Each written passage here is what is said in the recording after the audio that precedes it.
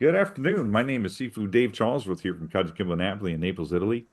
I wanted to get together here today with Sifu Mike Johnson and talk a little bit about you know KAJUKENBO and want to introduce you to him and his background, and then talk about his experience here training with me here in Naples. So, without further ado, Sifu Mike, go ahead and introduce yourself.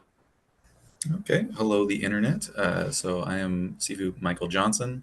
Background: I started training Kajukembo back in 2003. Got my black belt. Let me see, I was around like 2008, 2009 for my student black, and then continued on up until I joined the military. I joined the United States Navy back in 2013. At that point in time, I was a third degree black belt, and I did what I was originally taught as a Kanjikabo student is to go off and study something else. So while I was in the military, I went off and I joined some classes for the Marine Corps martial arts program called MCMAP. I did McMap as I was stationed in Monterey, California, as well as in Hawaii. I made it up to a first degree black belt in McMap. And at that time, I was also kind of bouncing around some other. I did some jujitsu here. Actually went to a few classes of the traditional Kajukembo in Honolulu, Hawaii, um, where just to see things a little differently there. And then eventually I got orders to Naples, Italy, where I was with Sifu here. And I was training with him for about a year. And my next set of orders will have me in California, where I hope to find someone else, or even a different style, rather, something that I could get behind and get my hands up and moving. Yeah, So so that's my you originally got your black belt then under was it Davies? I think it was Grandmaster Davies. yes, Brian Davies, yes. Yeah, I guess originally back then, I guess he was Professor Davies, but now he's Grandmaster Davies, if I recall correctly. And wasn't he also kind of oh shoot, was he kind of a spin-off a little bit too, or something? One of those spin-off styles of Kajukenbo for a while. Yes. So when I first worked with him way back when, he had his own martial arts style called Gosha Dao, the Path of Many Fists, and then he was incorporated under the Ramos method. They came up, did the dog and pony show. Everybody was doing katas, showing. They showed us what they did. We showed them what we did, and we were kind of scooped under their wing. Okay. I was given permission from the seats of grandmasters to open my own school if I had the time. I've been in the military since then, so I haven't been able to settle down roots and start my own school at all. But that is something that I would like to do eventually. But yes, that's the rough lineage for them. Well, yeah, that's always difficult. And granted, as being military, it kind of does give you quite the opportunity to get out there and experience some other styles and things like that. And you said you did some original method in Hawaii, which is kind of neat. Likewise, I did some of the same things, where I did some classes here and there in different duty locations, and like I've told you before, usually I usually found those places right about the time that I was due to transfer. So it kind of, that's one of the drawbacks I think to Kajukenbo is we're not so public, and you know I don't know, sometimes I like to use the term garage akimbo, because everybody teaches out of their garage. There's not a lot of huge commercial schools in Kajukenbo. People teaching in parks and community centers and health clubs and things like that. Um, and it makes it a lot more difficult, for people to find you guys. So, recommendation for anybody who's out there that's got their own school and things like that. Get registered on kajukembo.org and let people know where your schools are at so that we can find you. You know, I mean, that's how Sifu Mike found me. He did a search for Kajukembo near me, and he said, "What? Kajukembo in Naples, Italy? I got to call this guy." Right? which was kind of cool because I get a call out of the blue from somebody who says, "Hey, how you doing? My name's Mike Johnson. I just got here. Um, I'm KAJUKENBO." I'm like, "Oh, no kidding." Right on. Well, welcome. Come on in and check us out, which you did, and ended up joining us and spent some good quality time training with us. Um, and I think that was kind of neat because, obviously, I mean, you hadn't been exposed to the Gaylord method and or the Jimenez method. I think that happened during your time here, where we were originally kind of the Gaylord method, and then we changed to calling ourselves the Jimenez method, which it's all the same. Um, but anyways, as far as all that goes, what did you think of your time with us here in Naples? I mean, do you think we got some good Kembo or what? Yeah, I had a great time. You guys are a little more hard style. My upbringing is a little more soft style, open hand flowing. So it was an interesting style set to try and wrap my head around, a little bit more solid in the punches and the Mm. kicks than what I was used to. So I think that was a good, well-rounded approach, is to learn, as much as you can, Yeah, different styles and different techniques, and I really enjoyed that. And I know you go back and forth as to wanting a larger class, but I always enjoy a smaller class size because it means we could dive into doing the techniques, because that's coming from the outside into a different style. That's the kind of stuff that I want to learn about. Like, yes, we could take more time to do more body conditioning, body hardening, just standing in a stance and having someone whack you with sticks. And it's like, sure, yes, but I can yeah, also do that in my own time. yeah. What I'm here to learn from the class is the techniques. So Okay, I think okay. that was, for me, my personal opinion on that is a little bit more beneficial. Other Yeah, people may argue one way or the other. And that's kind of what you were saying before, is like not the downfall of Kachikemo, but necessarily one of the catching points is that we are not, what's a good way to say this? We're not really a kindergarten.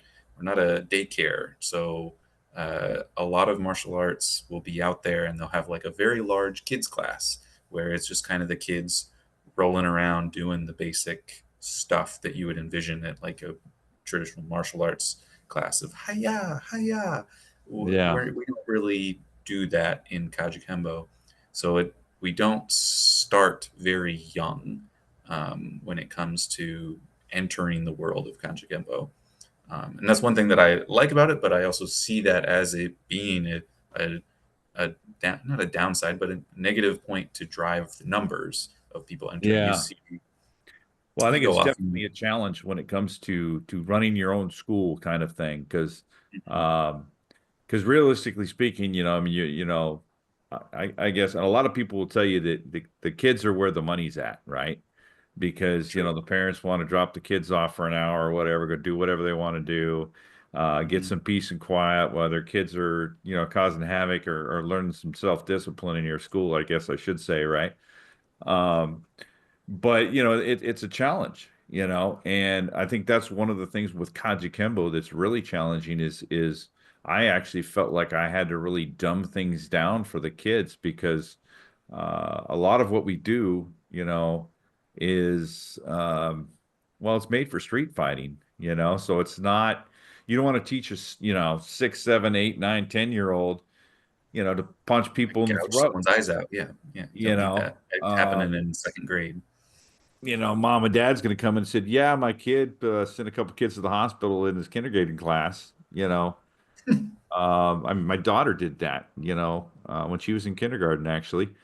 I was teaching her how to defend herself. And I said, if somebody ever scares you, jumps out and scares you, like they're going to grab you and try to run off with you or whatever, right? Well, there's this big kid that she'd hang out with all the time, and he jumped out from behind something, goes, ah, and scared her. And she went, yeah, kicked him right between the legs and dropped him like a sack of potatoes.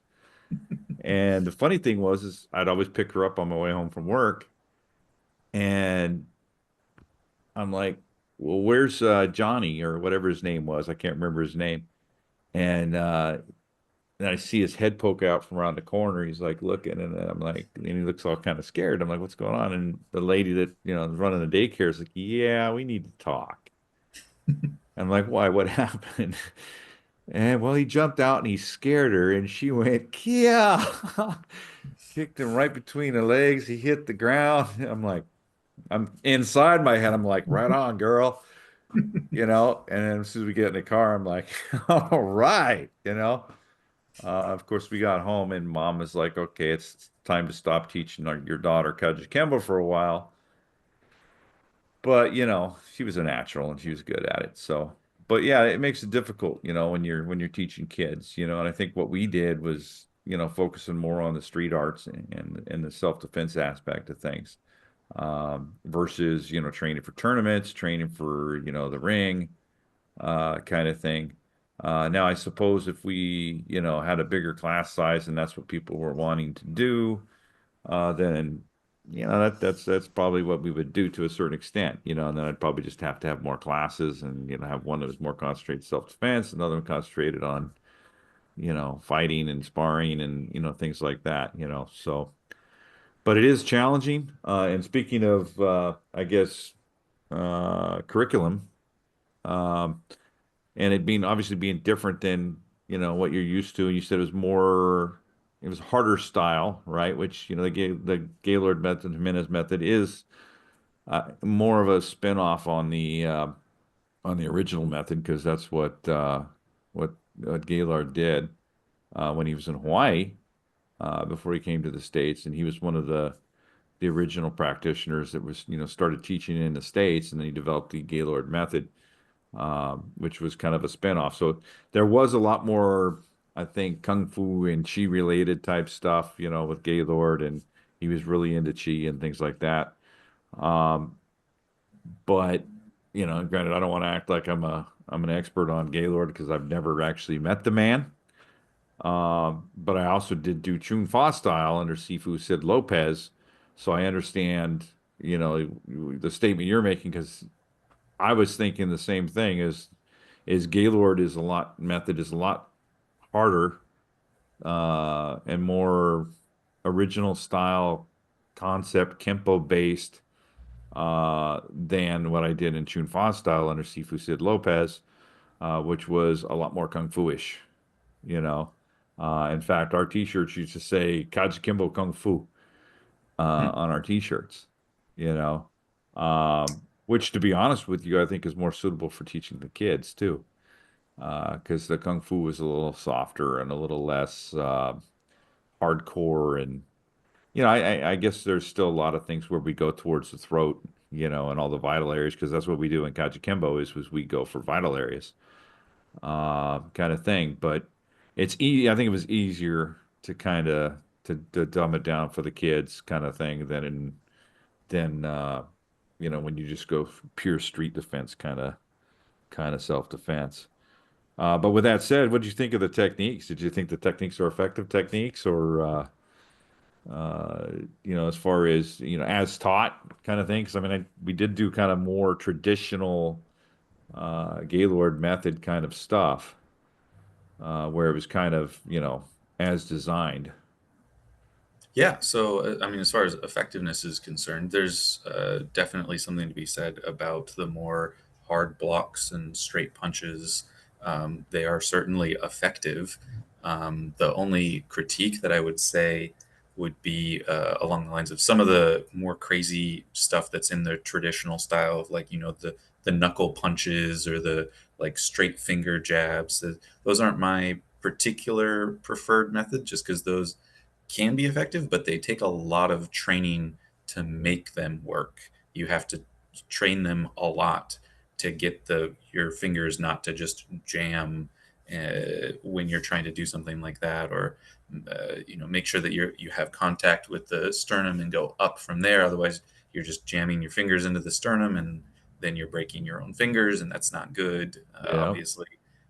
Or like with the knuckle punches, it's just not something that I have personally ever taken the time to focus on to get better at. Yeah. Um, so that's not something that I have personally liked, in my training style, and it's not something that I would more than likely take towards my own teaching methods. But it is something that, it's in the flavor of martial arts, and it's something that you should be familiar with as a advanced practitioner of any martial art, is to know the different styles. I've never been a fan of like a crane strike on the back of the wrist, just because if I'm doing that, why not just turn around and do an uppercut? Yeah. Why risk doing that to the back of my wrist? But Yeah. that's historically been a much more popular um, strike when we're talking like katas doing crane strike, tiger palm. Like those are the traditional flows of a kata, and that's something that you should be familiar with as a higher level black belt for sure. Yeah. Yeah. Well, and I think, and that kind of goes along with, obviously, I don't think that what we were doing was really easy when it comes to, standards and things like that. I mean, how many times did you see me promote somebody while you were here in that year? I only saw one promotion the whole Yeah, time. and that was what? Well, it was either a yellow belt or a purple belt. I think yellow belt. Yeah, I think Yeah, as I had gotten there, you had just promoted someone to purple belt, but that was the only other belt that yeah, I saw you promote. Yeah, it's not yeah. quick progression for sure. Oh yeah. Well, and it's kind of, to be honest with you, if anything, I kind of feel as though I went a little too slow.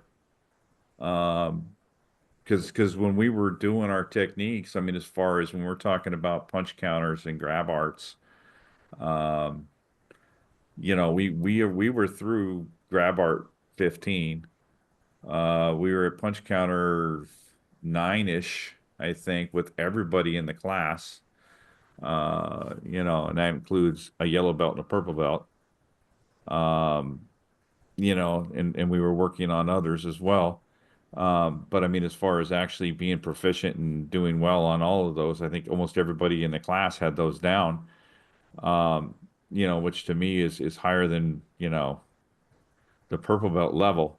And of course, we threw, knife attacks and stick attacks, and things like that. We did some other things, some choke attacks and headlocks and things like that as well from the Lopez method.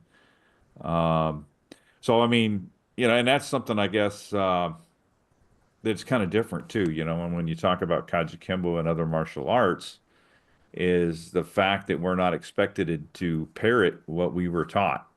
In other Hmm. words, whatever Ever our well, teacher yeah, for taught sure. us is in our repertoire, obviously, and something we can teach. But it's our choice as instructors, as black belts, on what we're going to teach and what our black belt requirements are going to be.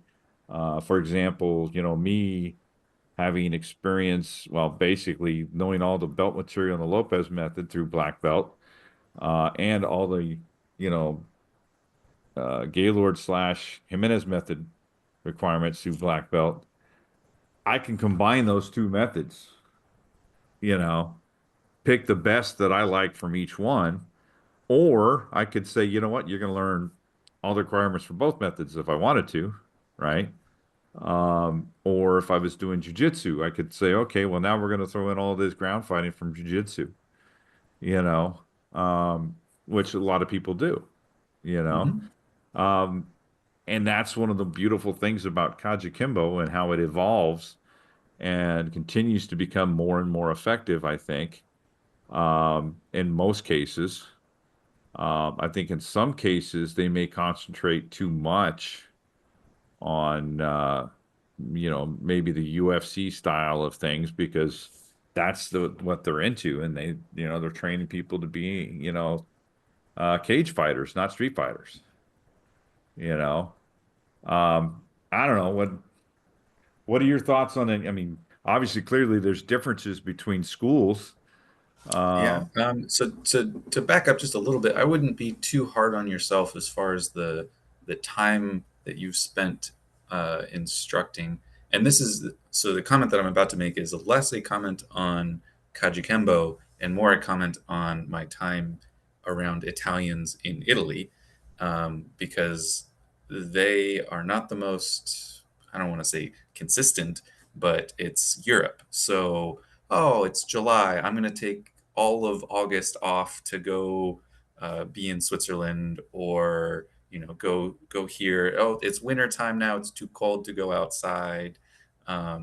So we're going to go travel to somewhere a little more warm. They're hard to nail down for anything consistently. Show up to class every week at this Yeah. time to this time.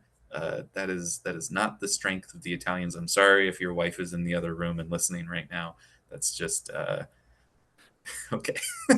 that's No, just it's just the nature of the beast. I mean, and to be honest with you, I think that's kind of an everywhere thing when it comes to student attendance. In fact, me and Sifu Steve Miller were talking about that when you talk about standards. And he was talking about like Koshu Ryu, the way they do it is like you have to have so much mat time, right? For Mhm. each belt. So what Steve would do is he'd actually keep a logbook as you come in, and you would log in and say, "Hey, I'm here," and log in, and then when you leave, you'd log out, and then he'd actually go through and he'd look at that logbook prior to allowing you to take your next belt test. You know, um, now I think if um,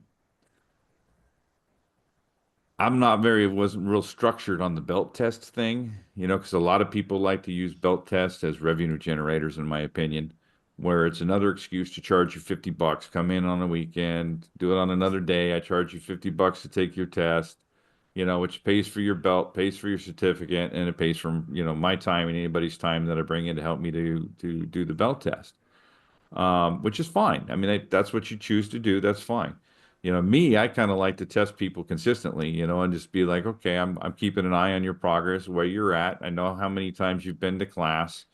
I would take note of that myself. I wouldn't make you sign in on a logbook, but when you're not showing up to classes, I'm making note of that, and I've got my notebook that I'll write in there saying, okay, uh, so and so wasn't at class today. These guys are the guys that were at class today, you know. And not only that, but I also like to, obviously set up the video camera in the corner, which serves two purposes. One, it gives us, footage that we can use to make video or whatnot, to promote our school and promote our art. But it also allows me to sit back and review, technique outside of class.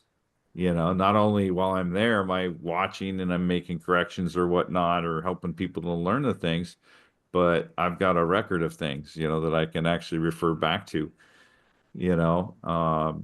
And actually, especially with the lower belts, if you're talking about a yellow belt, I think it's pretty dang cool to walk into class and everybody's, getting ready to put their belts on, and then you stop the guy from putting his white belt on, and you say, "Hold on a second. By the power best to be my instructor before him, I now promote you to yellow belt." And the guy's like, "Oh," didn't even know. You just Mhm. kind of reach in, pull the belt out, and it's kind of cool, you know. Some people may or may not agree with that. Some people may think that's stupid. Some people think that, you must have a belt test. Um, but I guess what is your method of testing someone? What are your belt requirements? you know. And I think one of the things that really gets me about Kembo is you'll have one guy that'll say in one breath, "Well, I only do like I've got six techniques that that are really core techniques for me." And then I integrate a bunch of jujitsu and this and that and a lot of conditioning, and you know I don't do katas, I don't believe that those help people. They don't need to do katas, but yet Caesar says to be Kajukembo, you have to learn the pinyons, the palama sets, you know. But they don't. And yet, you know, they've got black belts, you know. But then everybody wants to question your standards when standards are not the same, Mhm. from school to school, you know. 100%. Yeah. Um, so it's kind of an oxymoron kind of thing, in my opinion. when you've got people going after each other all the time. And it's probably one of the reasons why Kajukenbo is not as popular as, say, for example, Gracie Jiu-Jitsu. Gracie Jiu-Jitsu, kind of lit on fire when the Gracies come on scene. Kind of the UFC probably had a lot to do with that. Yeah. And, its popularity. And, that's just kind of one of those things you need to know how to grapple if you're going to do the UFC, you know? So that's kind of one of those things that's kind of a must-have skill set in the UFC arena. Striking can be, any style. I mean, and it could be us, it could be Taekwondo, it could be karate, any striking art, right? But then Brazilian Jiu-Jitsu is pretty much, which I guess they can't even say Brazilian Jiu-Jitsu all the time. That's why you have a lot of people just say Jiu-Jitsu, you know, because of the trademark issues, with the well, I think it went from Gracie Jiu-Jitsu to Brazilian Mm. Jiu-Jitsu, I think is what they did. So, because the Gracies, obviously had a trademark on theirs, right? So I think that's kind of, some of that legalese stuff that keeps falling into martial arts. The reason why we changed our patch, I think, 3 times since I've been under the Worldwide KAJUKENBO XXX Association, Federation, you know, kind of thing. And that's basically just due to the politics BS, that goes along with martial arts, or at least, some martial arts. Um, but with that said, I mean, I think that, we had some pretty clear guidelines when it comes to belt requirements. Um, I mean, it's not something that I think we really had to get into really hardcore because of the class size. And, essentially, I mean, we were all, you know, training together, and in fact, I actually had all the belts broken down by belt, and then I ended up putting all the grab arts into, that quick reference 2 sheet thing, that we could just flip over and just keep going, which was kind of Mhm. cool. Which I know some guys won't even, oh, look around the room, you're not the right belt level. We're not teaching that tonight, Mm. which isn't fair to somebody who's a senior belt, you know. I have no problem continuing to teach people, okay? And if they get very proficient at it, then guess what? I guess that's just going to help them to promote faster. Are time limits really necessary? I mean, to go from white belt to black belt, do you have to give me 5 years, 6 years, 7 years, 8 years, 9 years? Or if you're in a smaller class size or you take private lessons, right? Which essentially, you know, uh, with the class sizes that we were doing, was very similar to a lot of times you guys would get private lessons because if somebody didn't Mhm. show up to class and you're the only one there, you just got a private lesson and it didn't cost you nothing, you know. Um, and it was kind of cool. It was you and I because that would allow us to work on things and to work out some details on some things, or you show me something that you knew, or work on some knife attacks or whatnot, fill in some gaps here and there. It was kind of fun, you know. Mhm. And then I got to see some of what you guys did, and that's kind of the cool thing about when you get black belts and Kajukembos from different styles of Kajukembo or different methods of Kajukembo, um, where you learn different things. Now, granted, you know, uh, in my situation coming up in the martial arts, um, and trying to finish getting my black belt, that Mm. made it a lot more of a challenge, you know, because I went from the Lopez method to the Gaylord method, Jimenez method, you know, uh, and I'd had to learn a whole new set of punch counters, a whole new set of grab arts.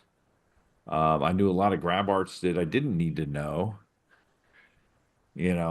for the Gaylord slash Jimenez method, you know. Um, so I mean all it did really was make me a better artist in my opinion, but it made my journey a little tougher, I guess, because I couldn't consecutively, you know, continue to learn where I'd left off, so to speak, right? Because the requirements are completely different from school to school. So yeah, I got to keep my belt where I was, so everywhere I went, they're like, yep, we'll accept your belt, but now you got to learn our techniques, right? So yeah, And I mean, there's a little bit of humility in that of like going somewhere new and even if they take your equivalent belt, it's still a yeah, matter of okay, now I need to relearn a bunch of stuff. You can't just exactly. say, "Oh, I know all this stuff." Like, no, you need to start over. Start if you're here to learn their style, learn their Yeah. style. But yeah, so I mean, obviously we don't all teach the same things, all classes are structured differently, like when I was a kid, we'd come in first half hour was calisthenics, working out, push-ups, horse stances, we'd get in a horse stance and then have another guy jump up on our legs, we'd be sitting there, and get all sweaty, and then we'd go to grab arts, and it's like, okay, cool, great. Now you're all sweaty, and I get to come practice bear hugs with you and headlocks and things like that. And so other classes would do that at the end of their class, where they do the calisthenic type stuff so that you could, get all the grab arts and things like that done at first. But I Hmm. think it's important at a minimum to get some stretching done, and warm up your muscles in the beginning.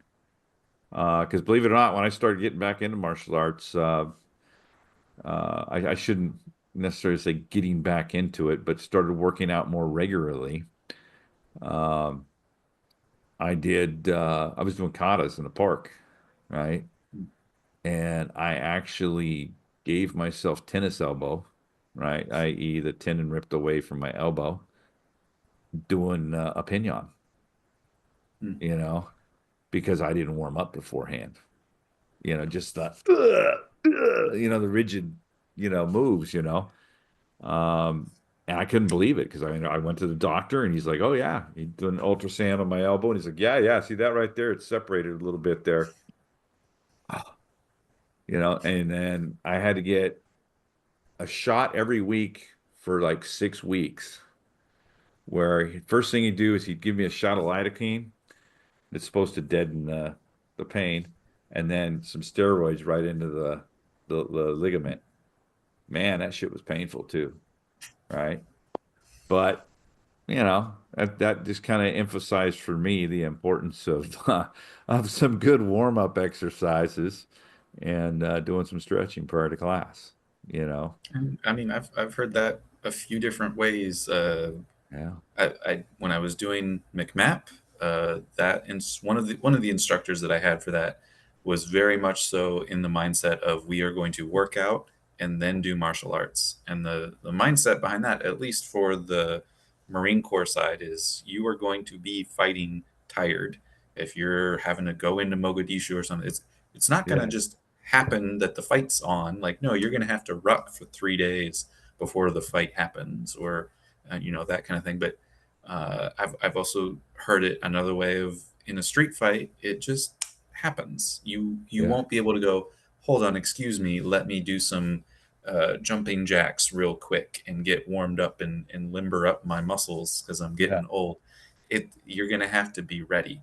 Yeah. So I understand both worlds. I'm also of the mindset of that you should just be physically ready for a fight. You don't necessarily need to, do 10 minutes of yoga before you get into the Yeah. ring, but I just mean like physically, you should have, and mentally, you should have the mindset of being physically ready, just in Yeah. general. Obviously, if you're going to do something super rigorous, yes, you should still warm up and everything, but just that's also just the military training in me that says you should just be physically able to move your body and not hurt yourself. Well, and that's also one of those differences of opinion in the martial arts community, I think, too. When you talk about doing martial arts and is conditioning important, to be an effective fighter? Well, I think a lot of that goes to what kind of fighting you're doing. If you're going to be fighting in the UFC and you're going to have to do, several rounds, I don't even watch the UFC that much. So, I mean, what is it like? I think they're 5 minute rounds, are they? It's like, is it three 5 minute rounds or five 3 minute rounds? Been years since I've watched UFC. I don't I, know. I don't even know, you If it's know? the Mike Tyson fight, I did watch that one. It's only 2 minute rounds. Yeah, so that kind of fighting, yes, conditioning is important, right? Because there's time limits, there's time that you're going to be fighting and you're going to be tired and you're fighting against another trained martial artist, and it's going to wear you out. It's going to wear you down. If you're not prepared, you run out of fuel, the car is going to stop, right? But in a street fight, very rarely does it get aerobic. If you're in a street fight, it's relatively anaerobic. It's bam, boom, bang, and it's done. You know, hopefully.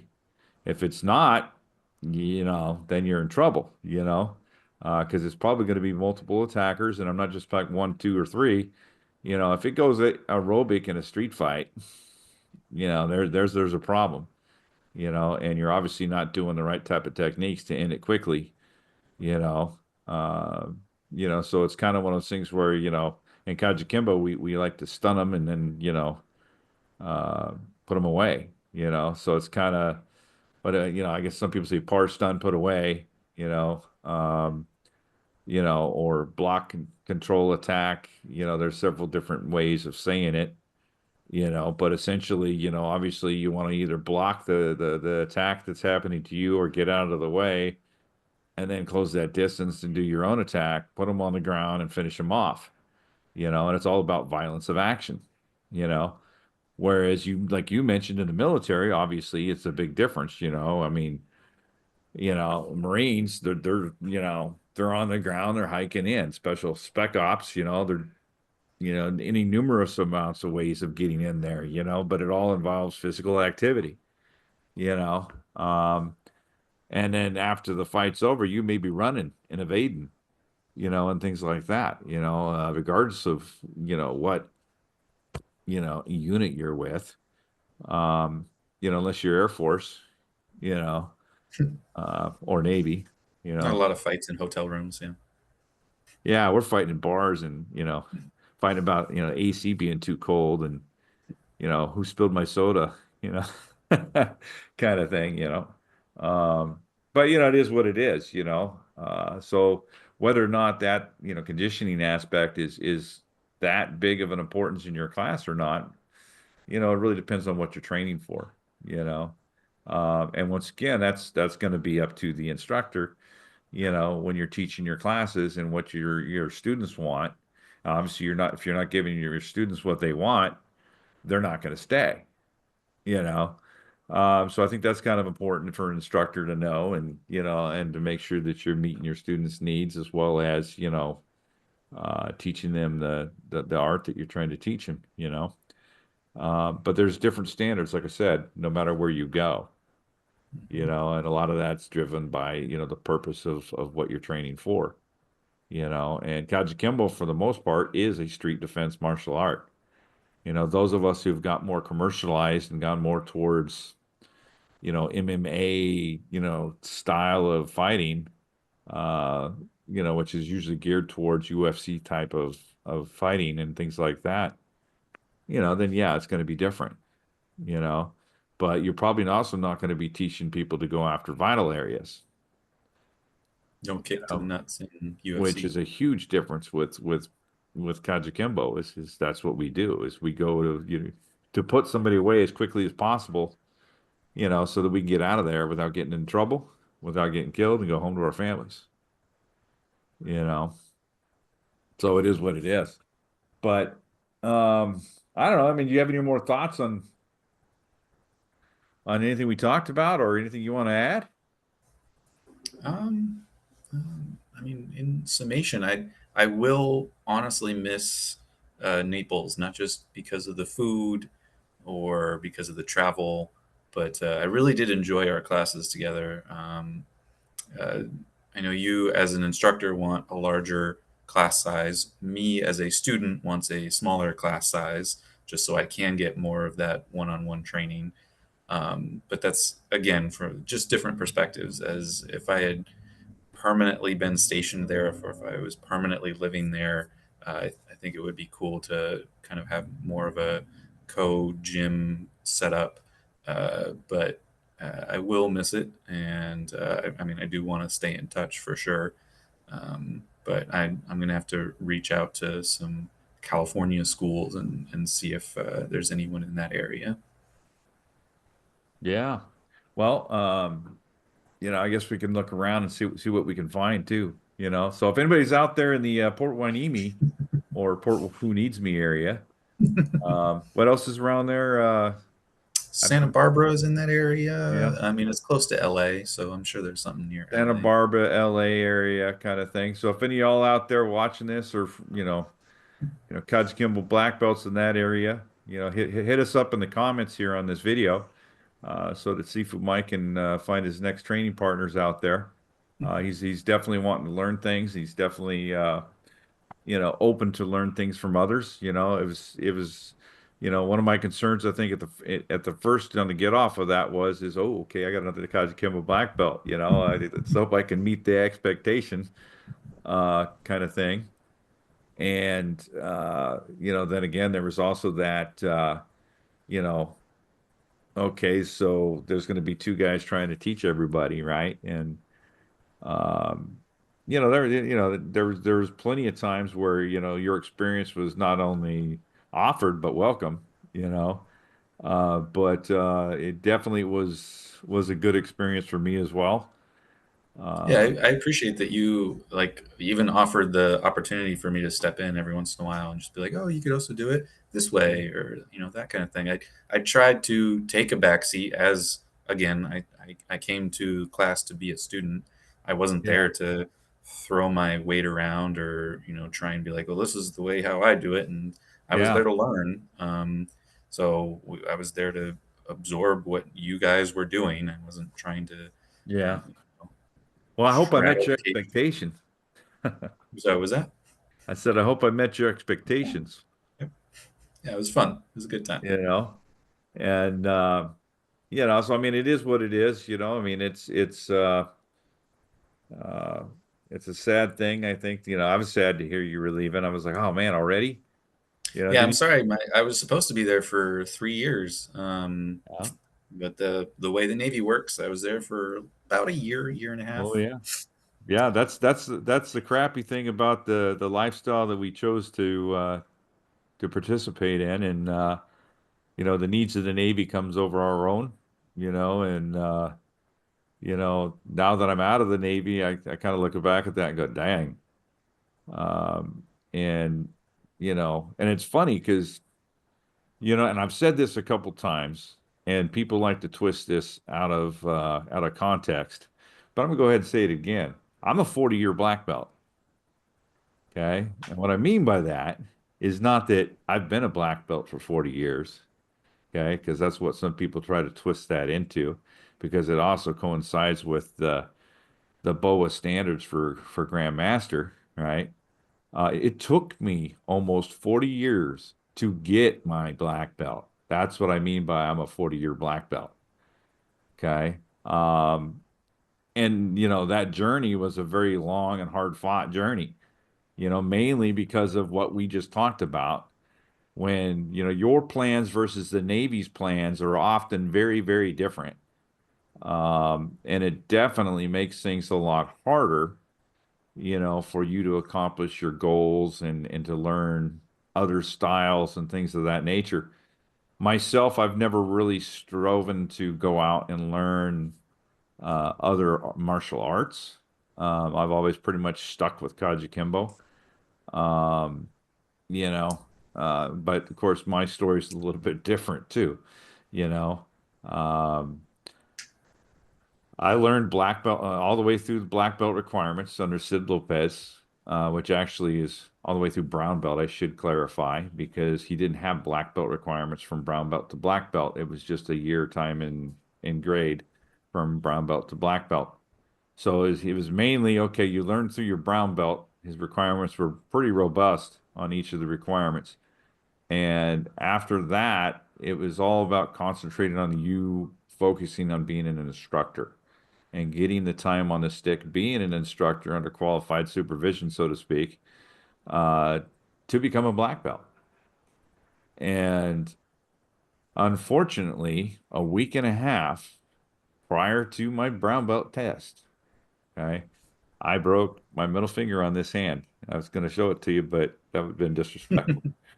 Um, and ended up getting 3 pins put in that finger, right? And I could not close my hand. I couldn't grip anything. I couldn't move it. I was on painkillers, and I wanted to go to my brown belt test, and my mom said, "Nope, you're on drugs."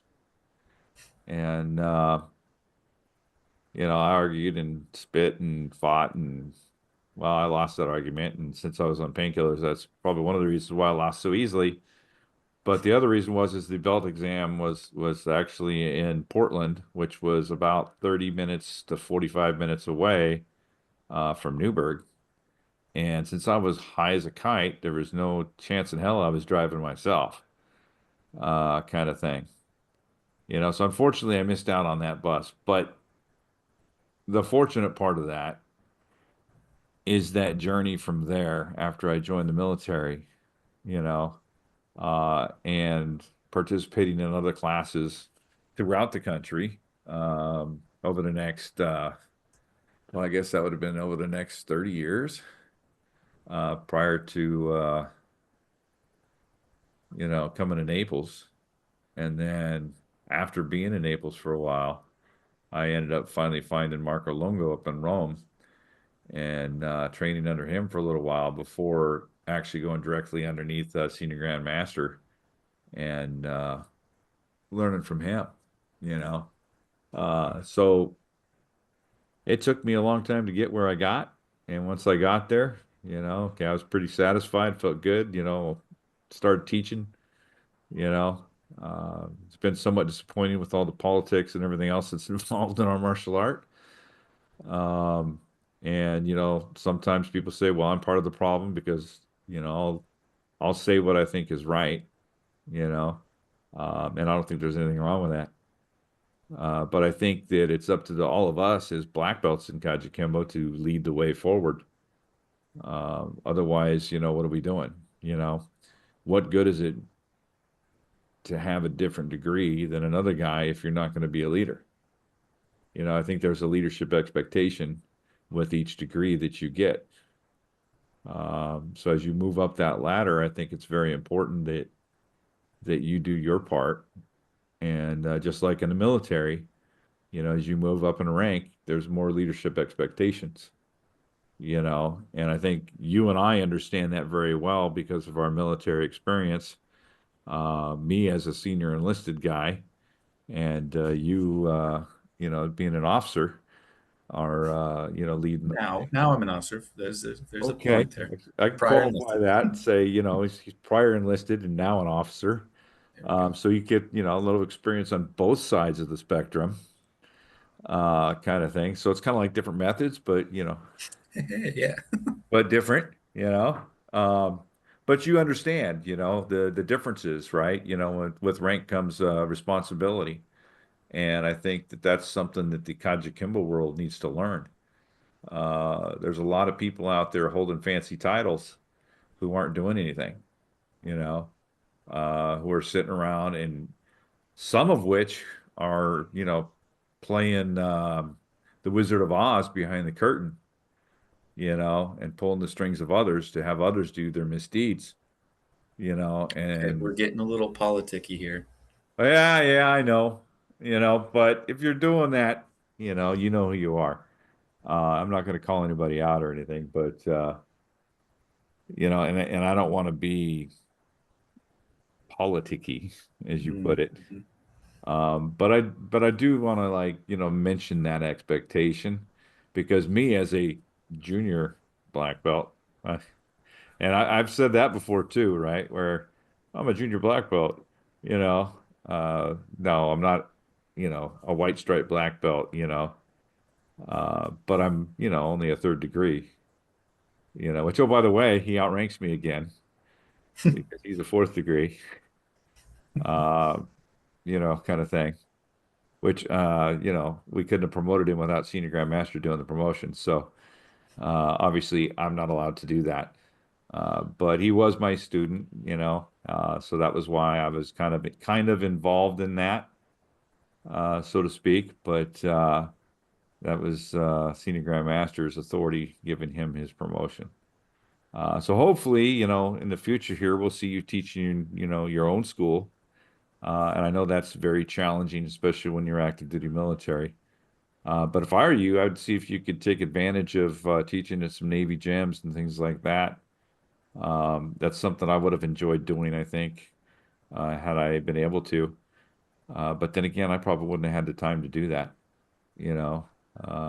Just thinking about my career and the demanding schedule and everything that we had. I can't even say how many deployments I made. I mean, a lot. And I did a lot of sea time, so I was not in a position where I was on a cush shore duty job where I could just do whatever I wanted to do for any length of time, you know. In fact, all my shore duties were, when one was recruiting duty, I thought that was going to be sitting behind a desk, feet up on a desk, relaxing 9 to 5 job. No, that was not. That was horror, is what that was. It was a terrible job. Um, and then I did a float training group, which was, riding ships and teaching people how to do their jobs, kind of thing. Um, so even though it was shore duty, I spent more time on ships than I did ashore, you know, kind of thing. So then I came and I did my tour here in Italy right before I retired. That was the only real kind of shore duty I did. But the high op tempo for the things that I did um, kept me busy, So I don't know that I even would have had time to do that during my shore duty, So I mean, military lifestyle is a pretty tough one, and anybody that does it, I appreciate it. No, it's not to say thank you for your service, um, because hey, I've been there, I've done that, you know. Yeah, it feels weird to hear that coming from a retired Master Chief, though. Yeah, isn't it crazy? But I do appreciate the fact that there are others out there that are doing it now, and because without you guys, I mean, we couldn't continue to project power and with that, hopefully continue to have peace in our world, kind of thing. So very important, and don't want to take that for granted.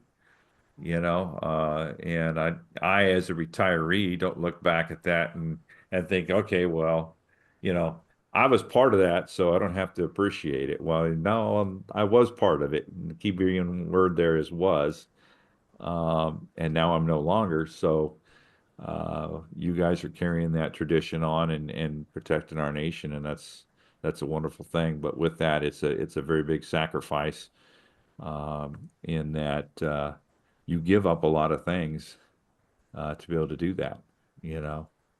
Um, I mean, that's like for me, that's the whole reason why it took me over 40 years to get my black belt, and people that haven't done that don't understand that. And they don't understand how that's even possible that you wouldn't have the ability to find the time, to do what you got to do in that amount of time frame.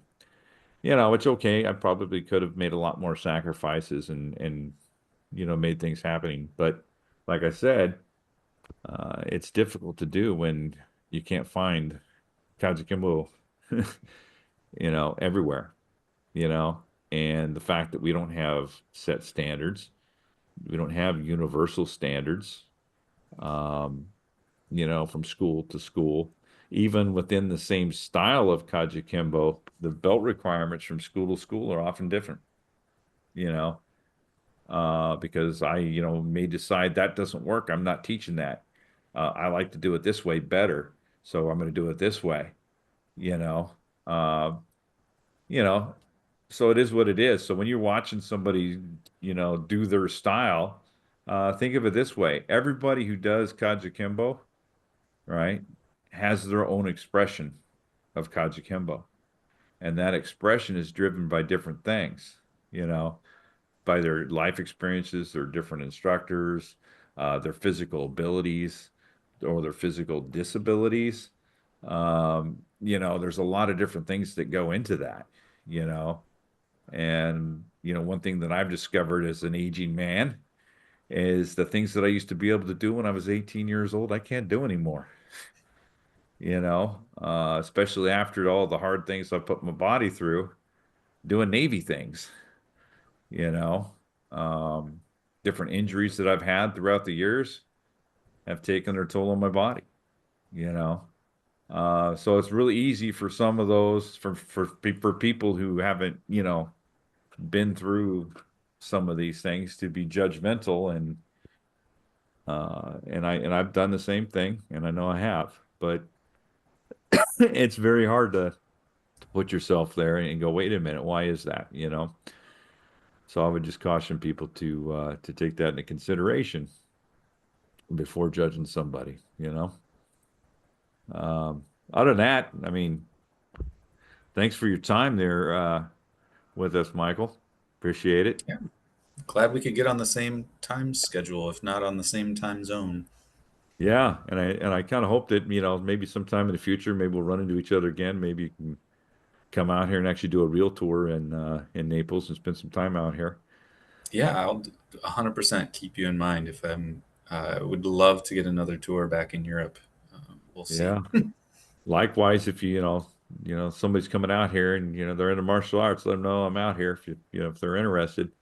Um, and that's why I've got such a presence in social media and everywhere else and whatnot, is just to try to have different avenues for people to find me, should they go looking for KAJUKENBO.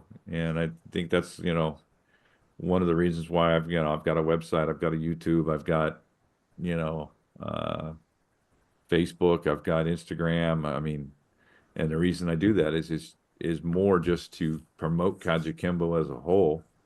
Not because I want to be internet famous or anything, but I want people to know that I'm here, and that I'm You're available to. on Google Maps. That's how I found you. Yeah, so you know there's something to be said there. If you don't let people know you're around, then they're not going to find you. you know. And since we're not all trying to be ninjas, um, you We're not know, a secret society. although I do know a couple of KAJUKENBO guys that took ninjutsu. So, but anyways, so with that said, like, once again, I appreciate your time and thank everybody for listening. And hopefully we'll talk soon. Yeah, thanks for having me on.